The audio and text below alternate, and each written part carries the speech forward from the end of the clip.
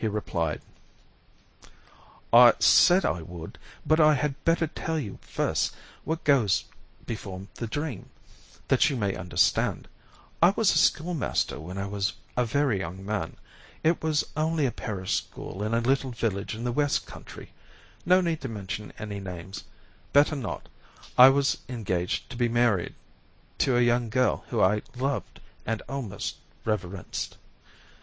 It was the old story. While we were waiting for the time when we could afford to set up house together, another man came along. He was nearly as young as I was, and handsome, and a gentleman, with all a gentleman's attractive ways for a woman of our class. He would go fishing, and she would meet him while I was at my work in school. I reasoned with her, and implored her to give him up. I offered to get married at once and go away and begin the world in a strange country. But she would not listen to anything I could say, and I could see that she was infatuated with him. Then I took it on myself to meet the man, and ask him to deal well with the girl, for I thought he might mean honestly by her, so that there might be no talk or chance of talk on the part of others. I went where I should meet him, with none by, and we met." Here Jacob Settle had to pause, for something seemed to rise in his throat, and he almost gasped for breath. Then he went on. "Sir, as God is above us, there was no selfish thought in my heart that day. I loved my pretty Mabel too well to be content with a part of her love, and I had thought of my own unhappiness too often not to have come to realize that, whatever might come to her, my hope was gone. He was insolent to me. You, sir, who are a gentleman, cannot know perhaps how galling can be the insolence of one who is above you in station. But I bore with that. I implored him well with the girl, for what might be only a pastime of an idle hour with him might be the breaking of her heart. For I never had a thought of her truth, or that the worst of harm could come to her. It was only the unhappiness to her heart I feared. But when I asked him when he intended to marry her, his laughter galled me so that I lost my temper and told him that I would not stand by and see her life made unhappy. Then he grew angry too, and in his anger said such cruel things of her that then and there I swore he should not live to do her harm.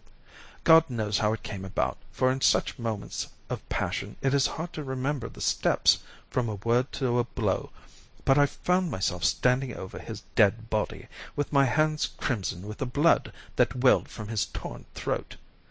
We were alone, and he was a stranger, with none of his kin to seek for him, and murder does not always out.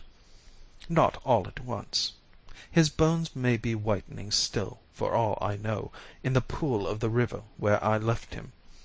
No one suspected his absence, or why it was, except my poor Mabel, and she dared not speak.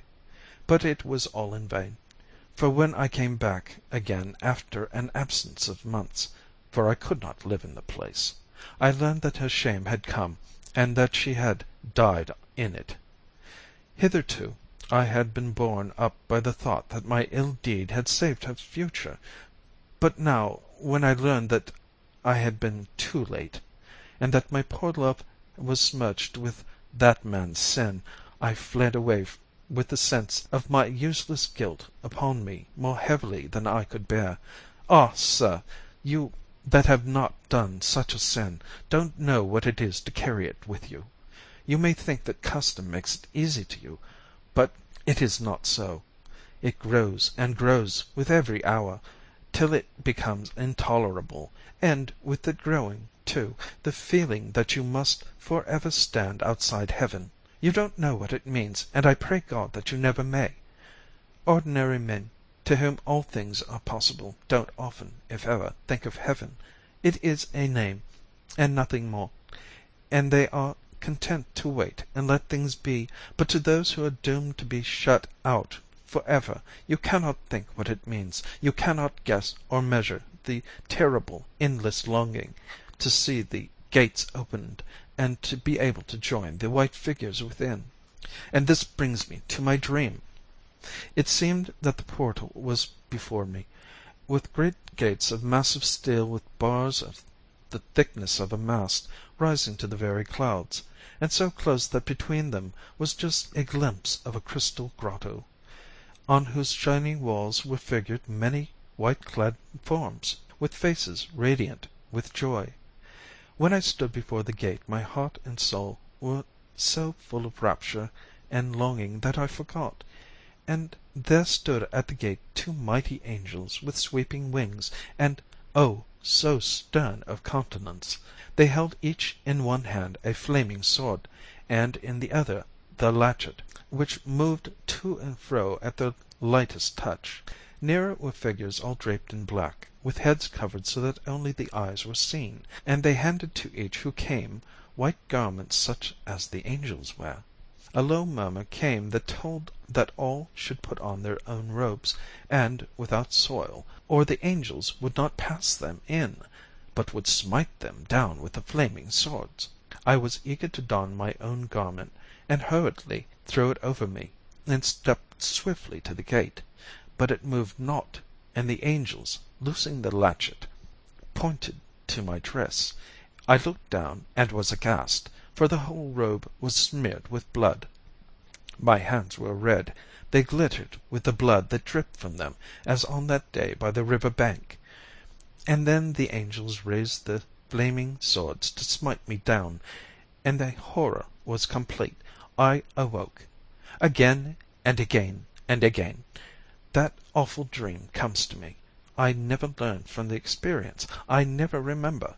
But at the beginning the hope is ever there to make the end more appalling, and I know that the dream does not come out of the common darkness where the dreams abide, but that it is sent from God as a punishment. Never, never shall I be able to pass the gate, for the soil on the angel garments must ever come from these bloody hands. I listened as in a spell as Jacob Settle spoke.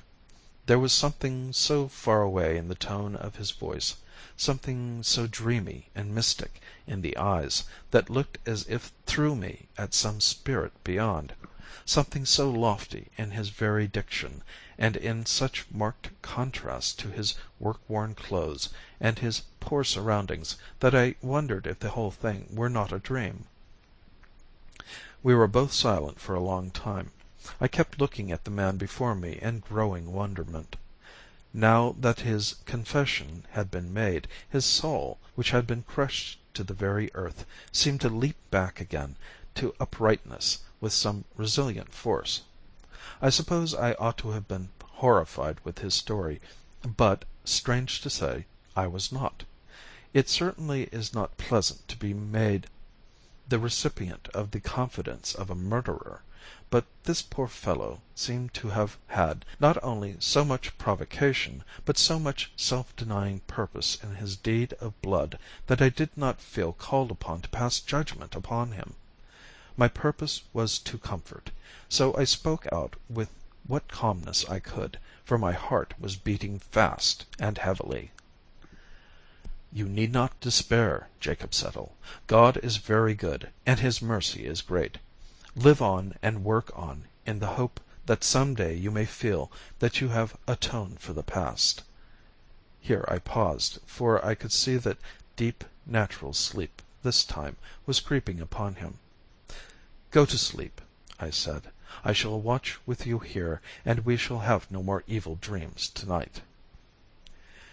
He made an effort to pull himself together, and answered, "I don't know how to thank you for your goodness to me this night, but I think you had best leave me now.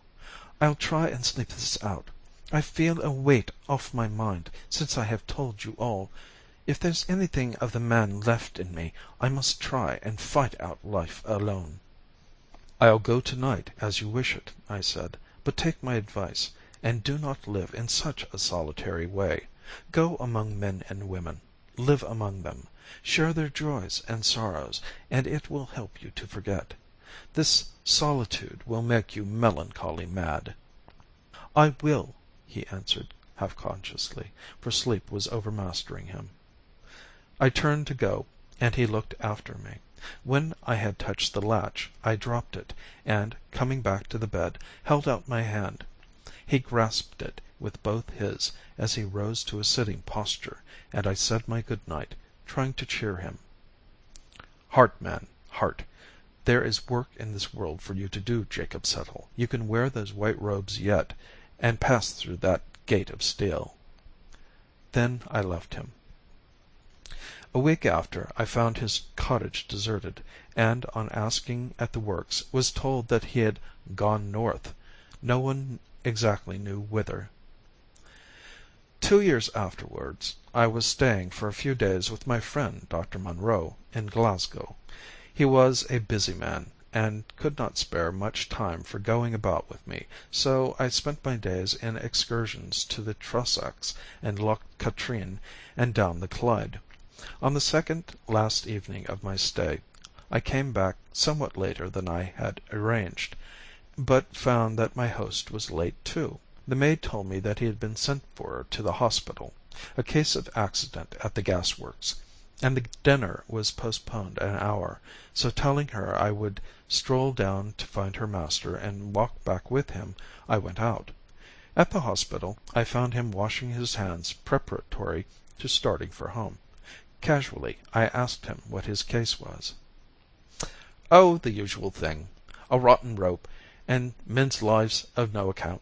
2 men were working in a gasometer when the rope that held their scaffolding broke. It must have occurred just before the dinner hour, for no one noticed their absence till the men had returned. There was about 7 feet of water in the gasometer, so they had a hard fight for it, poor fellows.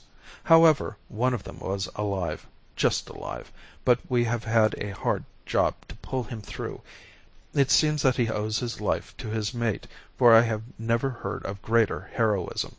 They swam together while their strength lasted, but at the end they were so done up that even the lights above and the men slung with ropes, coming down to help them, could not keep them up. But one of them stood on the bottom and held up his comrade over his head, and those few breaths made all the difference between life and death. They were a shocking sight when they were taken out, for that water is like a purple dye with the gas and the tar. The man upstairs looked as if he had been washed in blood. Ugh!" "And the other?" "Oh, he's worse still, but he must have been a very noble fellow. That struggle under the water must have been fearful. One can see that by the way the blood has been drawn from the extremities. It makes the idea of the stigmata possible to look at him. Resolution like this could, you would think, do anything in the world. Aye, it might almost unbar the gates of heaven. Look here, old man, it is not a very pleasant sight, especially just before dinner. But you are a writer, and this is an odd case. Here is something you would not like to miss, for in all human probability you will never see anything like it again." While he was speaking he had brought me into the mortuary of the hospital. On the bier lay a body covered with a white sheet, which was wrapped close around it. "Looks like a chrysalis, don't it? I say, Jack, if there be anything in the old myth that a soul is typified by a butterfly, well, then, the one that this chrysalis sent forth was a very noble specimen, and took all the sunlight on its wings. See here." He uncovered the face. Horrible, indeed it looked, as though stained with blood, but I knew him at once. Jacob Settle. My friend pulled the winding sheet further down. The hands were crossed on the purple breast, as they had been reverently placed by some tender-hearted person. As I saw them, my heart throbbed with a great exultation, for the memory of his harrowing dream rushed across my mind. There was no stain now on those poor brave hands, for they were blanched white as snow. And somehow, as I looked, I felt that the evil dream was all over. That noble soul had won a way through the gate at last. The white robe had now no stain from the hands that had put it on.